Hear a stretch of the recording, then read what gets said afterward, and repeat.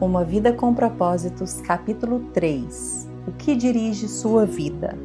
Percebi que o que faz os homens correrem atrás do sucesso é a inveja. Eclesiastes 4:4. O homem sem propósitos é como um barco sem leme, um vira-lata, um nada, um ninguém. Thomas Carlyle. Todo e qualquer indivíduo tem sua vida dirigida por algo.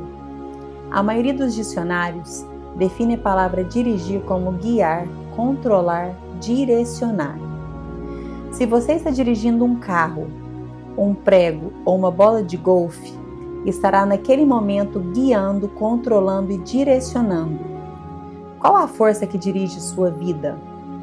Nesse exato momento, você pode estar sendo dirigido por um problema, por pressão ou por um prazo limitado. Você pode estar sendo dirigido por uma lembrança dolorosa, um temor pungente ou uma crença inconsciente. Existem centenas de circunstâncias, valores e emoções que podem dirigir sua vida. Eis aqui 5 dos mais comuns. Muitos são dirigidos pela culpa. Tais pessoas passam a vida inteira fugindo do remorso e ocultando sua vergonha. Pessoas dirigidas pela culpa são manipuladas por suas lembranças. Elas permitem que seu passado controle seu futuro. Elas frequentemente culpam a si mesmas por sabotarem o próprio sucesso. Quando Caim pecou, sua culpa o fez cair da presença de Deus. E Deus disse: "Você será um fugitivo errante pelo mundo." Isso descreve a maioria das pessoas hoje em dia, perambulando pela vida sem propósito. Somos produto do nosso passado, mas não temos de ser prisioneiros dele. O propósito de Deus não é restringido pelo seu passado. Ele tornou um assassino chamado Moisés em um líder e um covarde chamado Gideão em um corajoso herói. Ele também pode fazer coisas maravilhosas com o resto de sua vida. Deus é especialista em dar às pessoas um novo começo. A Bíblia diz: "Como é feliz o homem que tem suas desobediências perdoadas e seus pecados cobertos." Salmo 32:1. Muitos são dirigidos pelo rancor e pela raiva. Eles se apegam a mágoas sem jamais superá-las. Em vez de aliviarem sua dor através do perdão, revivem-na de contínuo em sua mente. Algumas pessoas dirigidas pelo rancor se fecham e interiorizam sua raiva, enquanto outras explodem sobre os outros. Ambas as reações são perniciosas e não trazem nenhum benefício. O rancor sempre machuca mais a você que a pessoa que trouxe tal indignação. Enquanto aquele que o ofendeu provavelmente esqueceu o insulto e seguiu com sua vida, você continua angustiado em sua dor, perpetuando o passado. Ouça: os que o magoaram no passado não podem continuar a magoá-lo, a menos que você se agarre à dor através do rancor. O que passou, passou. Nada poderá mudar o passado. Você apenas machuca a si mesmo com sua amargura. Para seu próprio bem, aprenda com o passado e então afaste-se dele. A Bíblia diz: ficar desgostoso e amargurado é loucura, é falta de juízo que leva à morte. Jó 5:2. Muitos são dirigidos pelo medo. Seus temores são provavelmente o resultado de experiências traumáticas e de expectativas ilusórias, do crescimento em um lar extremamente severo ou mesmo de predisposição genética. Independentemente do que tenha causado tal situação, pessoas dirigidas pelo medo com frequência perdem grandes oportunidades por terem medo de correr riscos. Em vez disso, elas se comportam de maneira cautelosa, evitando riscos e tentando manter a situação vigente. O medo é a autoimposição de um cárcere que o impedirá de se tornar o que Deus pretende que você seja. Você tem de agir contra isso com as armas da fé e do amor. A Bíblia diz: no amor não há medo, ao contrário, o perfeito amor expulsa o medo, porque o medo supõe castigo. Aquele que tem medo não está aperfeiçoado no amor. Muitos são dirigidos pelo materialismo. Seu desejo de adquirir se torna o único objetivo na vida. O impulso se torna querer mais. O intuito de sempre querer mais baseia-se no conceito errôneo de que ter mais me tornará feliz, mais importante e mais protegido. Mas os três pensamentos são falsos. Posse somente trazem felicidade temporária. Uma vez que as coisas não se modificam, acabamos nos entediando e então passamos a desejar modelos mais novos, maiores e melhores. Também é um mito a concepção de que, quanto mais possuir, mais importante serei. Autoestima e patrimônio não são a mesma coisa. Seu valor não é determinado pelas suas posses. E Deus deixa claro que as coisas mais valiosas da vida não são os bens. O mito mais frequente a respeito do dinheiro é o que diz que quanto mais dinheiro se tem, mais protegido se está. Isso não é verdade. Riquezas podem ser perdidas em um piscar de olhos, em virtude de uma enorme quantidade de fatores incontroláveis. A verdadeira proteção só pode ser achada naquilo que nunca poderão tomar de você: o seu relacionamento com Deus. Muitos são dirigidos pela necessidade de aprovação. Eles permitem que as expectativas dos pais, esposas, filhos, professores ou amigos controlem a sua vida. Muitos adultos ainda tentam ganhar a aprovação de pais que nunca estão satisfeitos. Outros são dirigidos pela pressão social, sempre preocupados com o que os outros poderiam pensar. Infelizmente, os que seguem a multidão acabam normalmente perdidos nela. Não conheço todas as chaves do sucesso, mas uma chave para o fracasso é tentar agradar a todos. Ser controlado pelas opiniões dos outros é uma forma segura de deixar de lado os propósitos de Deus para a sua vida. Jesus disse: ninguém pode servir a dois senhores. Mateus 6:24. Existem outras influências que podem dirigir sua vida, mas todas levam ao mesmo impasse: potencial não aproveitado, estresse desnecessário e uma vida não realizada. Esta jornada de 40 dias mostrará como ter uma vida dirigida por propósitos, uma vida guiada, controlada e direcionada pelos propósitos de Deus.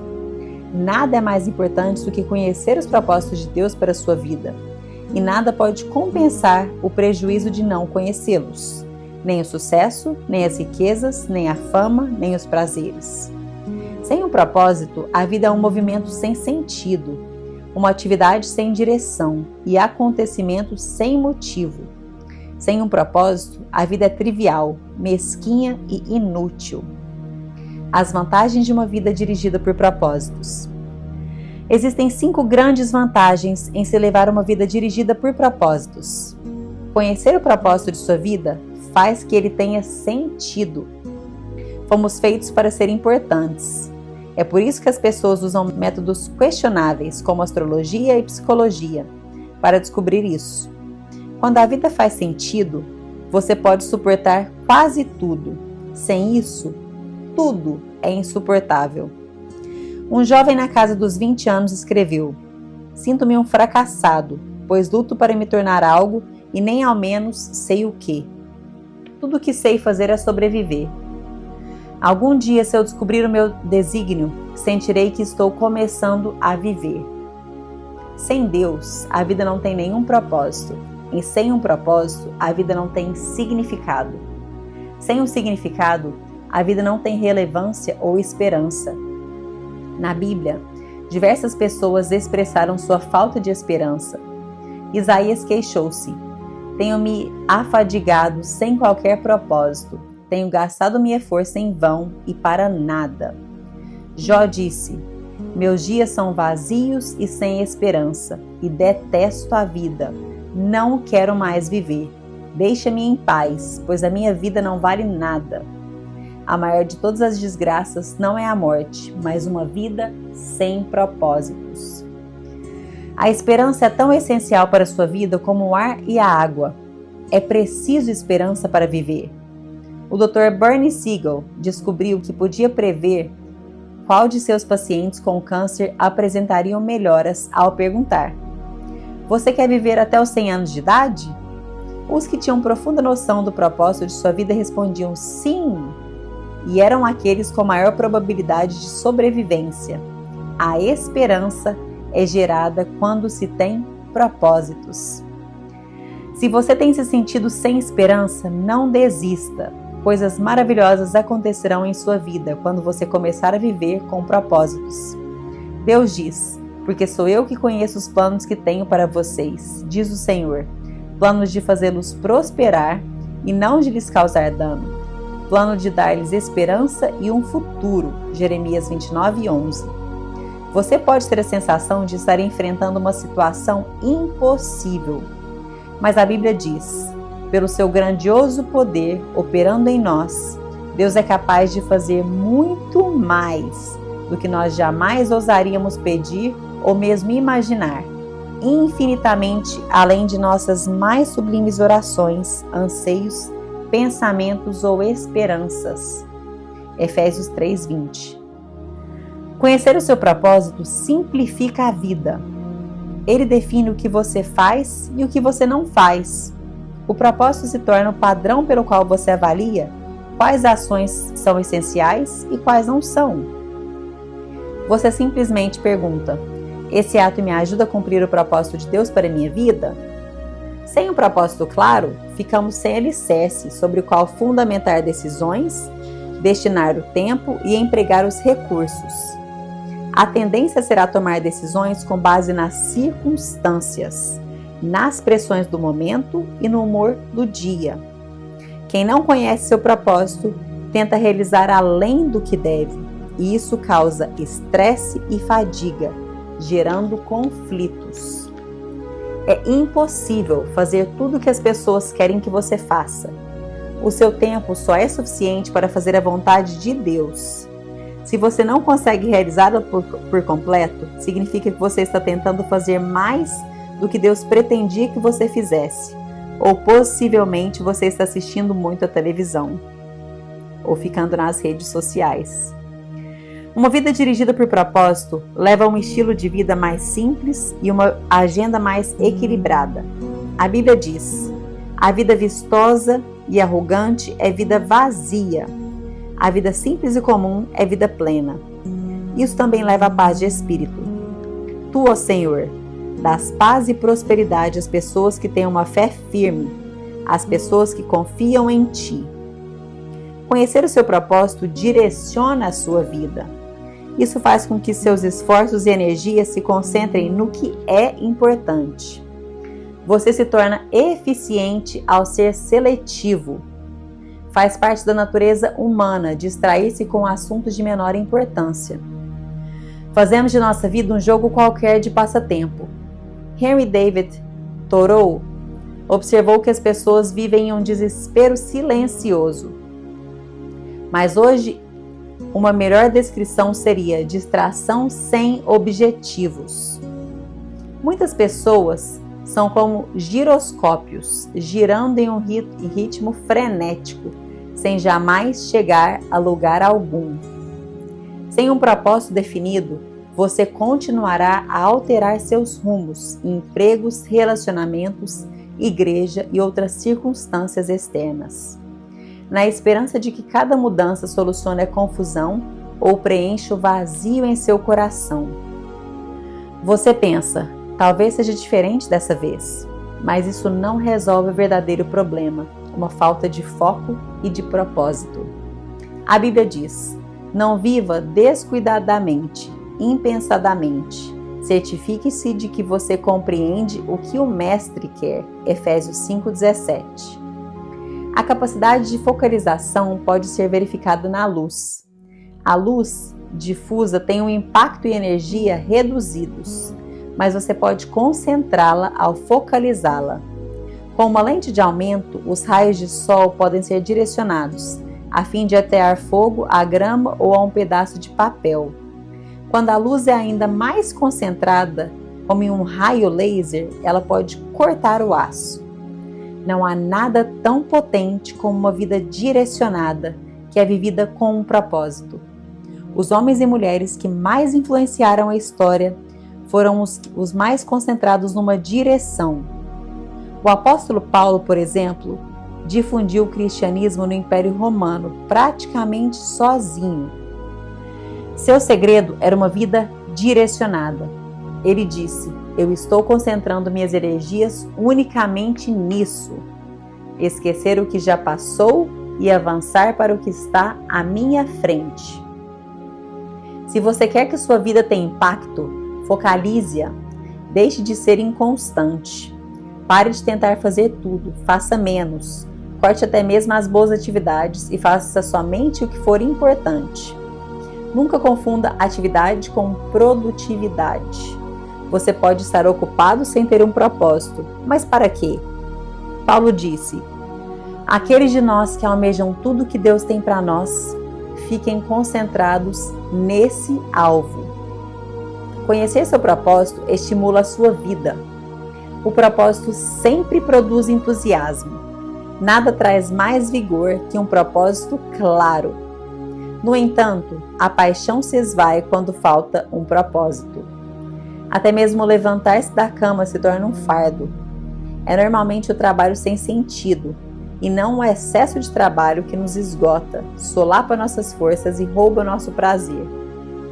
George Bernard Shaw escreveu: "Essa é a verdadeira alegria da vida, ser usado por um propósito reconhecido por você mesmo como digno. Ser uma força da natureza, em vez de ser um exaltado e egoísta amontoado de ressentimentos e frustrações, sempre reclamando que o mundo não se devota a torná-lo feliz." Conhecer seu propósito o prepara para a eternidade. Muitas pessoas passam a vida tentando criar um legado a ser deixado sobre a terra. Elas querem ser lembradas quando partirem. Entretanto, o que em última análise mais importa não é o que os outros dizem sobre sua vida, mas o que Deus diz. O que as pessoas não percebem é que todas as realizações acabam sendo superadas. Recordes são quebrados, reputações desvanecem e homenagens são esquecidas. Na faculdade, a meta de James Dobson era ser o campeão de tênis da instituição. Ele sentiu-se orgulhoso quando seu troféu foi posto em um local de destaque na sala de troféus da faculdade. Anos mais tarde, alguém enviou-lhe o troféu pelo correio. Eles o haviam achado em uma lata de lixo quando a escola foi reformada. James disse: "No devido tempo, todos os troféus serão jogados no lixo por alguém." Viver para criar um legado na Terra é um objetivo tacanho. Uma utilização mais sábia do tempo é construir um legado eterno. Você não foi posto na Terra para ser lembrado. Você foi posto aqui para se preparar para a eternidade. Chegará o dia em que você estará diante de Deus e Ele fará uma auditoria em sua vida. Um exame final antes que você entre na eternidade. A Bíblia diz: "Lembrem-se, cada um de nós estará pessoalmente diante de Deus para ser julgado por Ele." Sim, cada um de nós terá que prestar contas de si mesmo a Deus. Felizmente, Deus quer que passemos nesse teste. Por isso Ele nos passou as perguntas antecipadamente. A partir da Bíblia, podemos supor que Deus nos fará duas perguntas fundamentais. Primeira: o que você fez com meu filho, Jesus Cristo? Deus não irá perguntar sobre seus antecedentes religiosos ou visões doutrinárias. O único ponto importante será: você aceitou o que Jesus fez por você? Aprendeu a amá-lo e a confiar nele? Jesus disse: "Eu sou o caminho, a verdade e a vida. Ninguém vem ao Pai a não ser por mim." Segunda, o que você fez com o que eu lhe dei? O que você fez com sua vida? Todas as dádivas, talentos, oportunidades, energia, relacionamentos e recursos que Deus lhes deu. Você os gastou consigo mesmo ou os utilizou para os propósitos que Deus lhe deu? Prepará-lo para essas duas perguntas é o objetivo desse livro. A primeira vai determinar onde você passará a eternidade. A segunda determinará o que você fará na eternidade. Ao terminar esse livro, você estará pronto para responder a essas duas perguntas.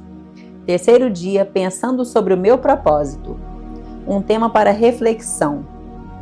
Viver com propósito é o caminho para a paz. Um versículo para memorizar. Tu, ó Senhor, dás paz e prosperidade às pessoas que têm uma fé firme, às pessoas que confiam em Ti. Isaías 26, 3. Uma pergunta para meditar. A opinião de minha família e de meus amigos é a força que dirige minha vida? Que força quero que dirija minha vida? Conclusão do capítulo 3. E aqui eu quero falar um pouco sobre viver uma vida com propósito. Por anos eu não sabia quem eu era, não sabia qual é o meu propósito. E foi engraçado quando ele falou aqui de ficar rodando. Eu falava que eu me sentia como um peru, sem pescoço, rodando, sem direção. E de tempo em tempo eu arrumava alguma paixão, alguma coisa para fazer. Eu comecei a enviar mercadorias para o Brasil, fazendo redirecionamento. E naquele momento meu Deus, é isso, descobri. Passou um pouco, não é isso que me preenche, não é isso que me dá gás. Depois comecei a fazer, tenho talento para fazer comida bonita, comecei a fazer aquelas tábuas de mesa com queijos, com frios, bonita, e caixinhas também. Comecei a fazer toda empolgada, é isso. Passou um tempo, não é isso. Então quando você não tem propósito, quando você não sabe o seu propósito de vida, toda paixão te diverte por um tempo. E aí você fica empolgada e aposta todas as suas fichas, passa um tempo, não é isso, porque nada além do seu propósito vai te preencher. Você tem um buraco do tamanho do seu propósito, que foi colocado aí por Deus, um buraco na sua alma, do tamanho do seu propósito. Quando você descobre o seu propósito, aquele buraco é preenchido, aquele buraco te dá gás, o seu propósito te impulsiona. Como é bom saber o seu propósito. Você precisa descobrir o seu propósito de vida para que você possa viver uma vida verdadeiramente com propósito. Te vejo no capítulo 4.